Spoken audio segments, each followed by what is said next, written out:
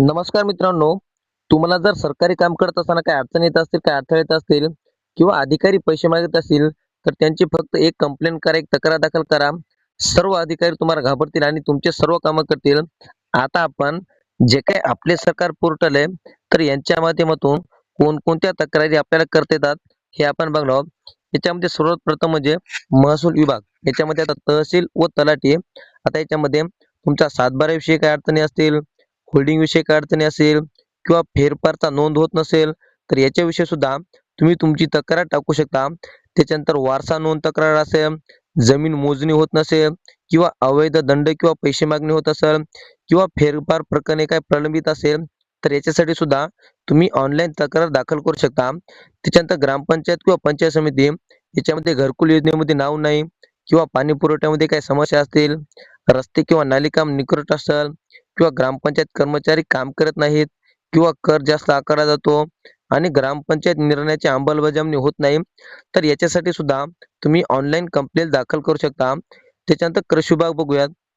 याच्यामध्ये जर तुम्हाला पीक विमा मिळाला नसेल किंवा शेतकरी योजनेचा काही लाभ मिळाला नसेल, अनुदान प्रलंबित असेल, चुकीच्या नोंदणी असतील किंवा कृषी सहाय्यक काम करत नाहीत किंवा खतं बी बियाणे वितरणामध्ये काही गोंधळ असेल, तरी सुद्धा तुम्ही कंप्लेंट दाखल करू शकता.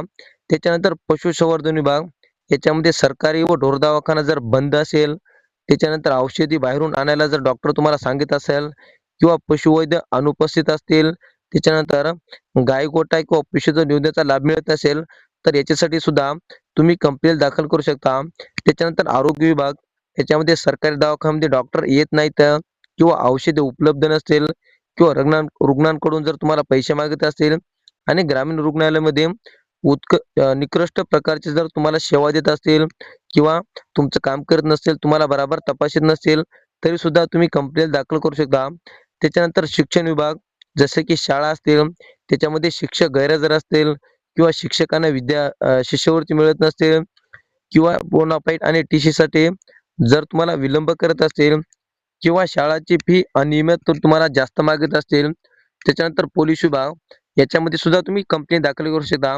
त्याच्यामध्ये जर पोलीसवाले तुमची तक्रार नोंदवत नाहीत किंवा ऑनलाईन तक्रार प्रलंबित असेल किंवा अवैध त्रास असतात, काही दादागिरी करत असेल, तरी सुद्धा तुम्ही कंप्लेंट दाखल करू शकता. त्याच्यानंतर महावितरण. याच्यामध्ये वीज बिलमध्ये काही चूक झाली असेल, तसेच नवीन कनेक्शनसाठी तुम्हाला उशीर होत असेल, वीज खंडित होत असेल किंवा तुमच्या मीटरमध्ये काही दोष असेल, तरी सुद्धा तुम्ही तुमची कंप्लेंट दाखल करू शकता. त्याच्यानंतर पाणी पुरवठा. याच्यामध्ये नळाला पाणी येत नसेल किंवा